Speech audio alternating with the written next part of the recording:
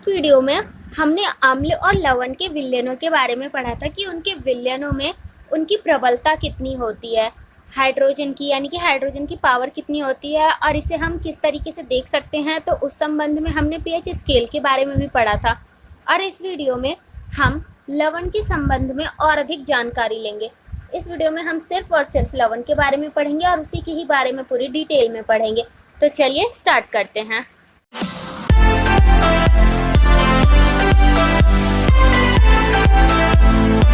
भागों में हमने विभिन्न अभिक्रियाओं के द्वारा लवण का निर्माण होते देखा था। आइए इनके निर्माण, गुणधर्म एवं उपयोग के बारे में अधिक जानकारी प्राप्त करें। प्रबल अम्ल एवं प्रबल क्षारक के लवण के पीएच का मान 7 होता है तथा ये उदासीन होते हैं, जबकि प्रबल अम्ल एवं दुर्बल क्षारक के लवण के पीएच का मान 7 से कम होता है तथा ये अम्लीय होते हैं। प्रबल क्षारक एवं दुर्बल अम्ल के लवण के पीएच का मान 7 से अधिक होता है तथा ये क्षारकीय होते हैं।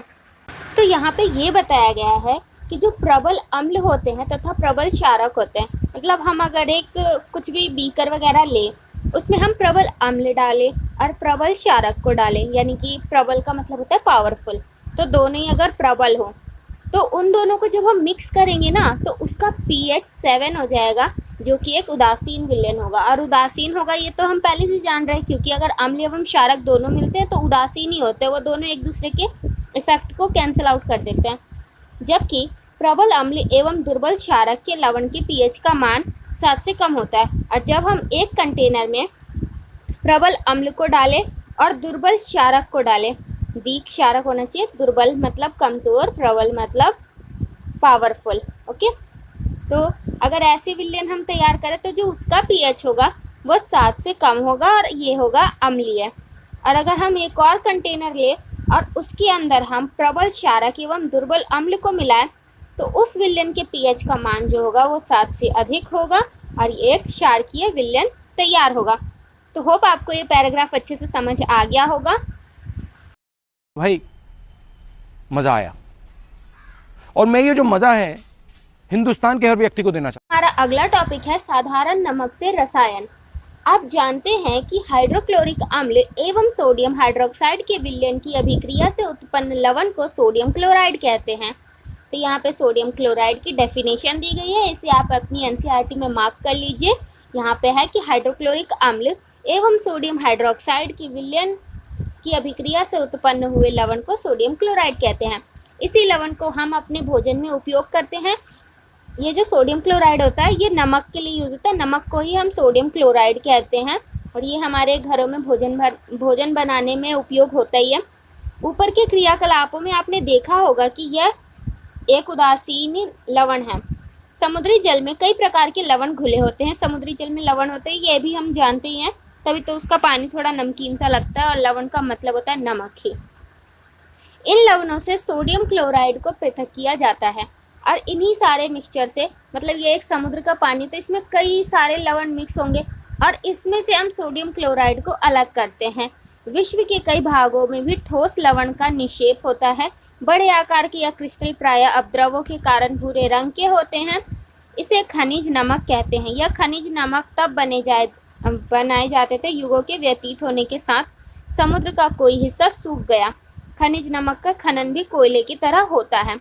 तो यहाँ पे ये जो ठोस लवण की बात हो रही है, ऐसा कुछ होता था कि कई बार जब नदियाँ, वैसे तो नदियाँ या फिर अगर नदी का कोई एक हिस्सा कट के कहीं है तो अगर उसका पानी सारा चला जाए, अगर हम ही एक पानी लें, एक गिलास पानी, और उसमें ऐसे नमक डाल दें भर के और पानी बिल्कुल उसमें थोड़ा सा हो और उसे धूप में रख दें, तो जब पानी जब उड़ जाएगा ना धूप की वजह से, उसका जब वाष्पीकरण हो जाएगा तो उस ग्लास के अंदर सिर्फ नमक ही नमक रह जाएगी। ऐसा ही कुछ नदियों में भी होता था कि पानी जब सूख जाता था तो नमक जो होते थे वो बहुत सारे, क्योंकि समुद्र में तो बहुत सारा नमक घुला रहता था, तो एकदम ठोस की तरह वो उस नदी के अंदर मिलते थे।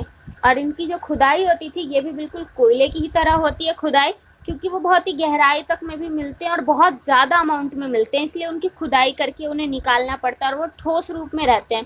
और इसी प्रकार के नमक को हम खनिज नमक भी कहते हैं। यहाँ पे वैसे खनिज नमक के मतलब निर्माण के बारे में भी दिया गया है कि खनिज नमक बना कैसे। तो खनिज नमक बहुत साल पहले जब कोई एक नदी का हिस्सा सूख गया होगा तो कई युग बीतते चले गए, बिल्कुल उसी तरीके से खनिज नमक भी बना। जैसे हम जानते हैं कि कोयला जो था, कई साल पहले कई सारे ऐसे जानवर थे जो ज़मीन के नीचे दब गए थे और हज़ारों साल बाद वो आज जाके कोयला बन गया, तो उनकी हम खुदाई करते हैं।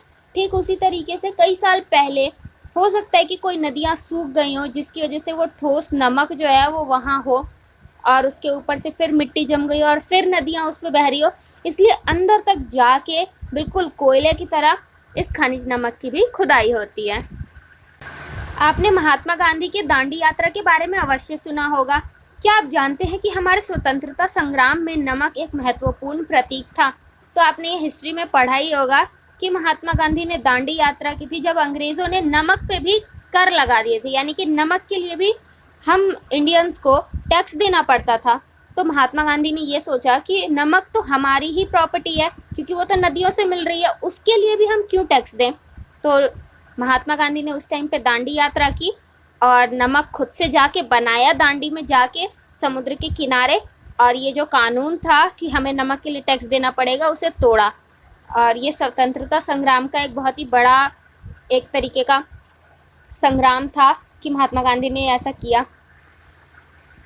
साधारण नमक रसायनों का कच्चा पदार्थ। इस प्रकार प्राप्त साधारण नमक हमारे दैनिक उपयोग के कई पदार्थ जैसे sodium hydroxide, baking soda, washing soda, विरंजक चूर्ण आदि के लिए एक महत्वपूर्ण कच्चा पदार्थ है।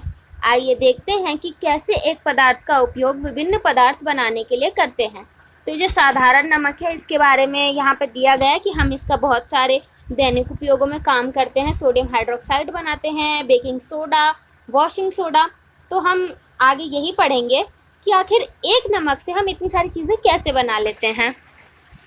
सोडियम हाइड्रोक्साइड सोडियम क्लोराइड के जलीय विलयन से विद्युत प्रवाहित करने पर यह वियोजित होकर सोडियम हाइड्रोक्साइड उत्पन्न करता है। इस प्रकार को क्लोर क्षार प्रक्रिया कहते हैं। हमने फर्स्ट वीडियो में वैसे पढ़ा था, फर्स्ट चैप्टर में हमने पढ़ा था ये कि जो कोई भी एक अभिक्रिया होती है जिसमें अगर हम विद्युत प्रवाहित करें तो उसके जो कंपोनेंट्स होते हैं, जैसे कि अगर कोई भी विलयन जो है दो पदार्थों से मिलके बना रहता है और उसमें से हम विद्युत को प्रवाहित करें तो उसके दोनों विलयनों के कंपोनेंट अलग अलग हो जाते हैं। ठीक उसी तरीके से यहाँ पे भी हुआ है कि सोडियम क्लोराइड के जब हमने जलीय विलयन से विद्युत को प्रवाहित किया तो वो सोडियम हाइड्रोक्साइड में उत्पन्न हो गया। इस प्रकार की अभिक्रिया को क्लोर क्षार अभिक्रिया कहते हैं क्योंकि इसमें जो दोनों चीज़ें मिक्स थी वो दोनों अब इसमें अलग अलग हो गई हैं। क्योंकि इससे निर्मित उत्पाद क्लोरीन एवं सोडियम हाइड्रोक्साइड यानी कि क्षार है, इसलिए हम इसे क्लोर क्षार अभिक्रिया कहते हैं क्योंकि इसमें दोनों चीज़ें बन रही है, क्लोरीन और क्षार भी। तो यहाँ पे इस अभिक्रिया को समीकरण के रूप में दिखाया गया है कि हमने सोडियम क्लोराइड लिया, वो जब H2O था, जलीय विलयन में था, तब हमने उसके ऊपर से विद्युत यानी कि इलेक्ट्रिसिटी प्रवाहित की और ऐसा करने के बाद हमें सोडियम हाइड्रोक्साइड मिला, क्लोर मिला और हाइड्रोजन गैस मिली। क्लोरीन गैस एनोड पर मुक्त होती है एवं हाइड्रोजन गैस कैथोड पर मुक्त होती है। कैथोड पर सोडियम हाइड्रोक्साइड विलयन का निर्माण होता है। इस प्रक्रिया से उत्पन्न हुए तीनों उत्पाद उपयोगी हैं और ये जो अभिक्रिया है इसमें जो तीनों उत्पाद मिले ये तीनों के तीनों उपयोगी है। तो सोडियम हाइड्रोक्साइड और क्लोरीन का जो है उपयोग वो तो हम इस चैप्टर में देखेंगे, और हाइड्रोजन गैस तो है तो वो तो उपयोगी रहता ही रहता है, वो हर काम में गैस है, हमारे प्रकृति की गैस है। तो कई सारे ऐसे औद्योगिक प्रक्रियाएं होती है जिसमें हाइड्रोजन गैस इम्पॉर्टेंट होता है। तो अब हम ये पढ़ेंगे कि ये सोडियम हाइड्रोक्साइड जो है और क्लोरीन जो है ये कैसे हमारे लिए उपयोगी है। ये क्लोर क्षार अभिक्रिया का एक डायग्राम दिया गया है जिसमें कि आप देख सकते हैं कि ये जो विलयन है ये सोडियम क्लोराइड का है, जलीय विलयन में है, और जब हमने इसमें से विद्युत प्रवाहित की, यहाँ पे बैटरी लगी हुई है, यहाँ पे एनोड और ये कैथोड लगा हुआ है, तब क्या होता है कि सोडियम क्लोराइड में से सोडियम और हाइड्रोक्साइड अलग अलग हो जाते हैं और जो क्लोरीन होता है वो एनोड पर मुक्त होता है और इधर से हाइड्रोजन गैस यहाँ पे आप देख सकते हैं कि निकल रही है। अगला टॉपिक है विरंजक चूर्ण। आप जानते हैं कि जलीय सोडियम क्लोराइड के विद्युत अपघटन से क्लोरीन का निर्माण होता है। इसे क्लोरीन गैस का उपयोग विरंजक चूर्ण के उत्पादन के लिए भी किया जाता है। शुष्क बुझा हुआ चूना यानी कि CaOH2 पर क्लोरीन की क्रिया से विरंजक चूर्ण का निर्माण होता है। विरंजक चूर्ण को CaOCl2 से दर्शाया जाता है। यद्यपि वास्तविक संगठन काफ़ी जटिल होता है।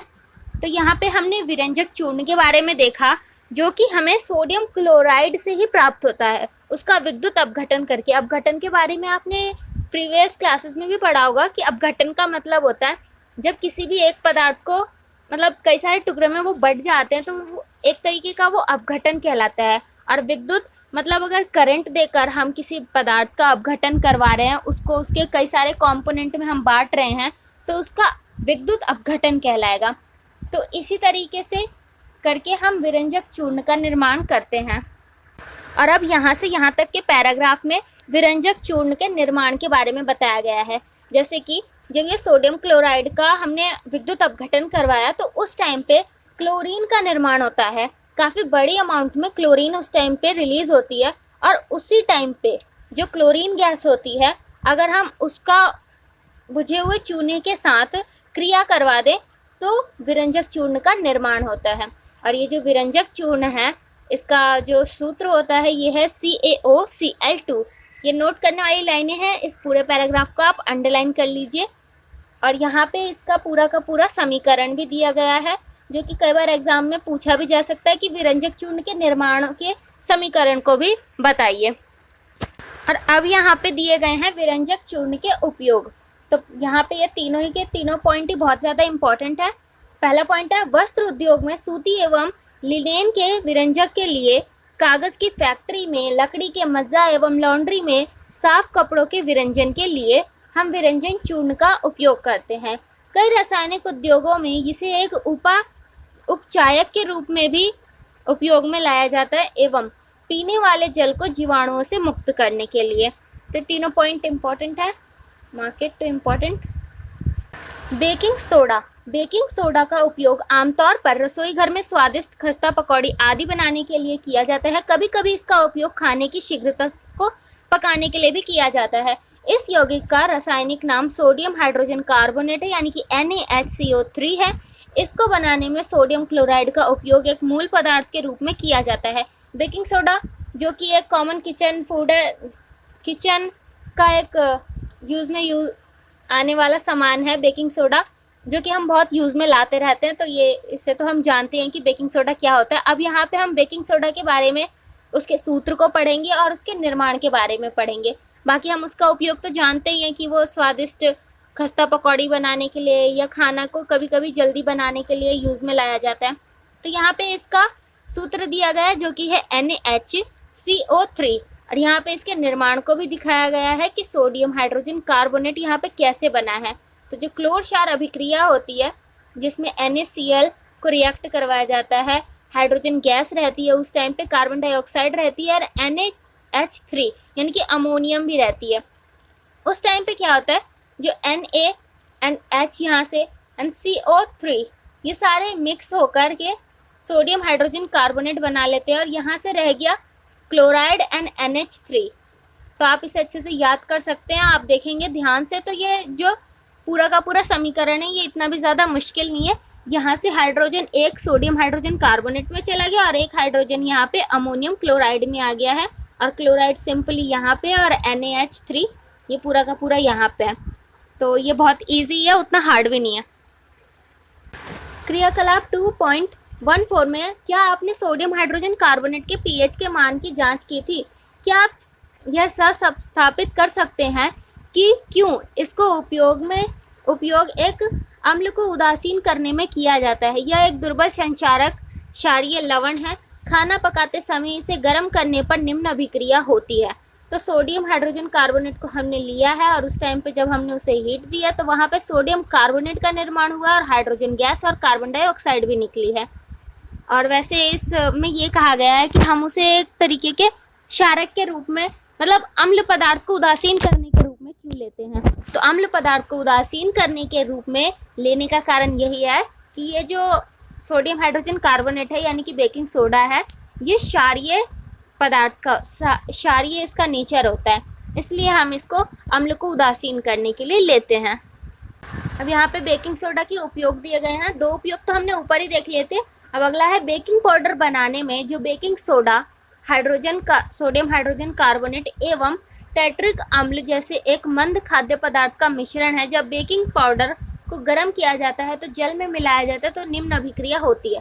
तो यहाँ पे बेकिंग सोडा का एक उपयोग ये है कि बेकिंग सोडा का उपयोग हम बेकिंग पाउडर बनाने के रूप में करते हैं। तो यहाँ पे बेकिंग पाउडर कैसे बनता है इसके बारे में बताया गया।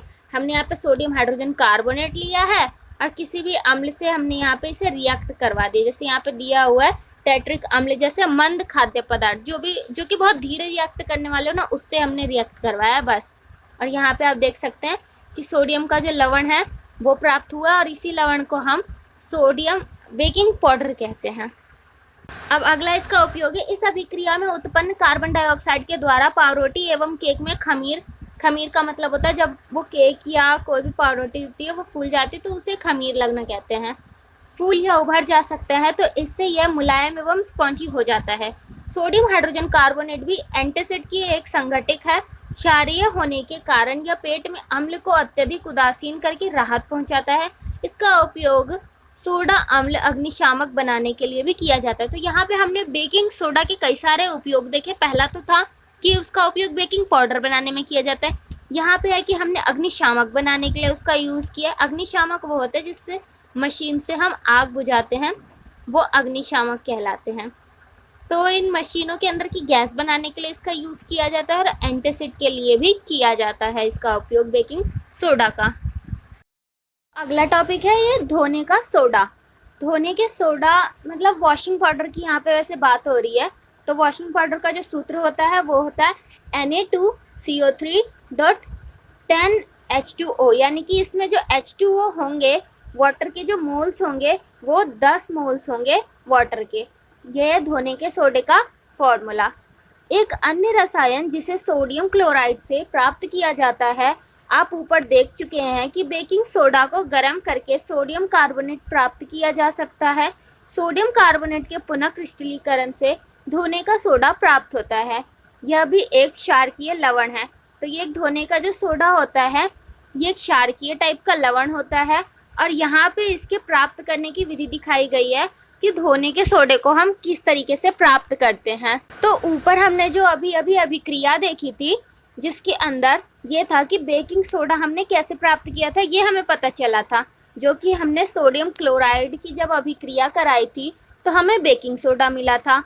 और बेकिंग सोडा जो कि सोडियम कार्बोनेट से प्राप्त किया गया था, तो उसी सोडियम कार्बोनेट को हम दोबारा से क्रिस्टलीकरण होता है किसी भी पदार्थ को क्रिस्टल के फॉर्म में लाना है। ऐसे छोटे छोटे क्रिस्टल जैसे चीनी के क्रिस्टल्स होते हैं उस तरीके के फॉर्म में ले आना, उसे क्रिस्टलीकरण कहते हैं। तो जब हम सोडियम कार्बोनेट का क्रिस्टलीकरण करते हैं तो हमें धोने का सोडा प्राप्त होता है। तो आपको ज़्यादा कुछ लिखने की ज़रूरत नहीं, ये सोडियम से लेकर आप ये यहाँ तक का पोर्शन आप अंडरलाइन कर लीजिए, इतना इनफ होगा। और यहाँ पे रासायनिक अभिक्रिया दी गई है कि सोडियम कार्बोनेट है, यहाँ पे हमने इसका क्रिस्टलीकरण करवाया और हमें ये धोने का सोडा प्राप्त हो गया है। 10H2O क्या दर्शाता है? क्या यह Na2CO3 को आर्द्र बनाता है? हम इसका जवाब अगले भाग में पढ़ेंगे। तो वैसे तो 10H2O ये दर्शाता है कि जो धोने का सोडा है उसके अंदर जो वाटर के मॉलिक्यूल्स हैं वो 10 के 10 उसके अंदर मौजूद हैं। ये चीज़ यहाँ पे ये दर्शाता है। और अब यहाँ पे धोने के सोडे के उपयोग दिखाए गए हैं। सोडियम कार्बोनेट का उपयोग कांच, साबुन एवं कागज उद्योगों में होता है। इसका उपयोग बोरेक्स जैसे सोडियम यौगिक के उत्पादन में होता है। बोरेक्स जो होता है ये एक सोडियम यौगिक है। वैसे ये एक एग्जाम में अराइज भी हो सकता है 1 मार्कर में कि एक सोडियम यौगिक का नाम बताओ, तो आप बोरेक्स लिख सकते हैं। सोडियम कार्बोनेट का उपयोग घरों में साफ सफाई के लिए भी किया जाता है। जल की स्थायी कठोरता को हटाने के लिए भी इसका उपयोग किया जाता है। जल की स्थायी कठोरता से मतलब है कि कभी कभी ऐसा होता है कि फर्श वगैरह पे जल का निशान बन जाता है, जहाँ पे पानी गिरा हो वहाँ पे ऐसे निशान सा बन जाता है जो कि हटता नहीं है जल्दी। उसे ये धोने के सोडे के थ्रू हम हटा सकते हैं। और धोने के सोडे का रासायनिक नाम है सोडियम कार्बोनेट। अब हमारा अगला टॉपिक है, क्या लवण के क्रिस्टल वास्तव में शुष्क होते हैं? तो चलिए हम आगे देखते हैं कि इसमें बोलना क्या चाह रहा है कि शुष्क वैसे शुष्क का मतलब होता है गर्म। और हम इसमें ये जानेंगे कि किसी भी के यौगिक के अंदर जो ये H2O के मोल प्रेजेंट है, जैसे अभी जो हमने ऊपर देखा सोडियम कार्बोनेट, उसके अंदर 10 H2O प्रेजेंट थे। तो वो इसलिए थे क्योंकि वो जो सोडियम कार्बोनेट था वो क्रिस्टल के फॉर्म में था, और उसके अंदर ये जो H2O थे वो भी क्रिस्टल के फॉर्म में थे। तो क्रिस्टल के फॉर्म में थे, लेकिन था तो वो वाटर ही ना, होगा तो वो अंदर से गीला ही। वैसे आगे देखते हैं कि इसमें क्या दिया गया है।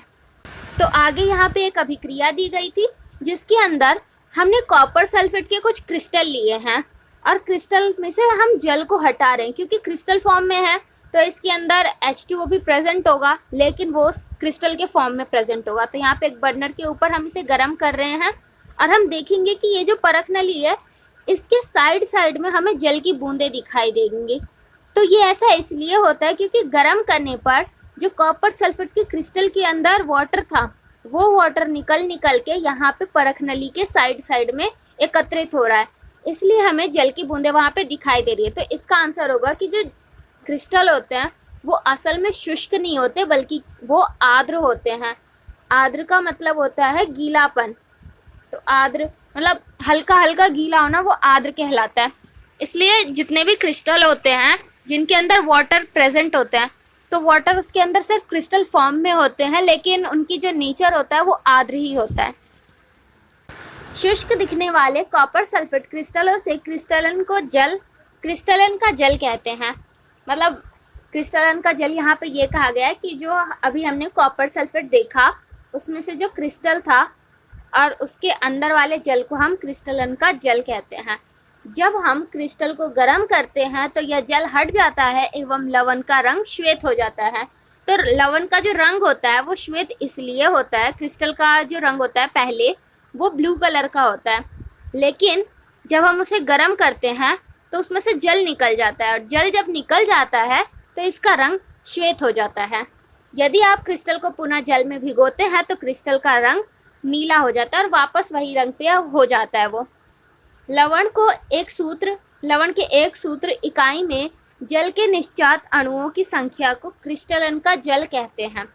तो लवण के अंदर एक सूत्र के अंदर जितना भी जल प्रेजेंट होता है, जल के अणु प्रेजेंट होते हैं, उसे क्रिस्टलन का जल कहते हैं। कॉपर सल्फेट के एक सूत्र इकाई में जल के 5 अणु उपस्थित होते हैं। जलीय कॉपर सल्फेट का रासायनिक सूत्र होता है CuSO4 5H2O। तो यहाँ पे ये बहुत इंपॉर्टेंट है, पूरा का पूरा पैराग्राफ है। क्या आप बता सकते हैं कि N2 NCO3 H2O की अणु का आर्द्र है या नहीं है? तो ये भी अणु आर्द्र ही है, क्योंकि यहाँ पे हम देख सकते हैं कि यहाँ पे 10 H2O मोल प्रेजेंट है। जिप्सम एक अन्य लवण है जिसमें क्रिस्टलन का जल होता है। इसमें क्रिस्टलन के जल के 2 अणु होते हैं। इसका रासायनिक सूत्र CaSO4 and 2H2O होता है। अब हम इस लवण के आगे उपयोग के बारे में इसके बारे में पढ़ेंगे कि जो जिप्सम होता है ये एक प्रकार का लवण होता है और इसके अंदर क्रिस्टलन का जल होता है जो कि 2 होते हैं, और ये रहा इसका रासायनिक सूत्र। अब इसके उपयोग के बारे में हम नेक्स्ट पैराग्राफ में पढ़ेंगे। तो यहाँ जिप्सम के उपयोग बताए गए हैं। प्लास्टर ऑफ पेरिस, जिप्सम को 373 केल्विन पर गर्म करने पर यह जल के अणुओं को त्याग कर कैल्शियम सल्फेट यानी कि अर्धहाइड्रेट हेमीहाइड्रेट बना लेता है। तो अभी हमने देखा कि जिप्सम के अंदर 2 अणु होते हैं H2O के, लेकिन जब हम इसे गर्म करते हैं तो ये 2 में से अपने आधे अणुओं को हटा देता है। आधे अणुओं को हटा के ये कुछ इस तरीके के हेमीहाइड्रेट बना लेता है, सल्फेट अर्धहाइड्रेट बना लेता है। इसे प्लास्टर ऑफ पेरिस कहते हैं, और इसे ही प्लास्टर ऑफ पेरिस कहते हैं। इस पदार्थ का उपयोग डॉक्टर टूटी हड्डियों को सही जगह पर स्थिर रखने के लिए करते हैं। प्लास्टर ऑफ पेरिस एक सफ़ेद चूर्ण होता है जो जल मिलाने पर यह पुनः जिप्सम बनकर कठोर ठोस प्रदान करता है। तो यहाँ पे ओवरऑल ये चीज़ बताया गया है कि जिप्सम एक क्षारीय लवण होता है और उसमें 2 जल के अणु प्रेजेंट होते हैं, और उसे जब हम गर्म करते हैं तो वो प्लास्टर ऑफ पेरिस बना लेता है, और प्लास्टर ऑफ पेरिस को जब हम वापस जल में भिगोते हैं तो वो फिर से जिप्सम बना लेता है।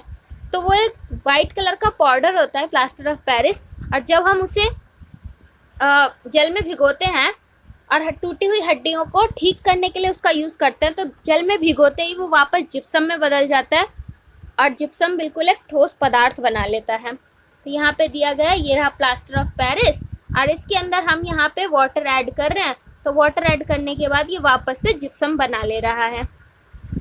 ध्यान दीजिए कि जल का केवल आधा अणु क्रिस्टलन के जल के रूप में जुड़ा होता है। जल का आधा अणु कैसे प्राप्त होता है? CaSO4 के 2 इकाई सूत्र जल के एक अणु के साथ साझेदारी करते हैं। प्लास्टर ऑफ पेरिस का उपयोग खिलौना बनाने, सजावट का सामान एवं सतह को चिकना बनाने के लिए किया जाता है। पता करें कि कैल्शियम सल्फेट यानी कि अर्ध हाइड्रेट को प्लास्टर ऑफ पेरिस क्यों कहते हैं। तो ये आप खुद पता कर सकते हैं कि जो कैल्शियम सल्फेट होता है अर्धहाइड्रेट, इसे प्लास्टर ऑफ पेरिस ही क्यों कहते हैं। और यहाँ पे प्लास्टर ऑफ पेरिस के कुछ अन्य उपयोग दिए गए हैं जो कि इम्पॉर्टेंट है, ये एग्जाम में कई बार आ जाते हैं। प्लास्टर ऑफ पेरिस यानी कि POP, आपने इसका नाम कई बार अपने घरों में भी सुना होगा, जिसका उपयोग हम घर की दीवारों को चिकना बनाने के लिए भी यूज़ करते हैं। यहाँ पे लिखा भी हुआ है ये।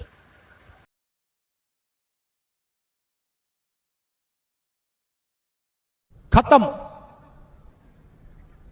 Bye bye, ta-ta, goodbye, गया।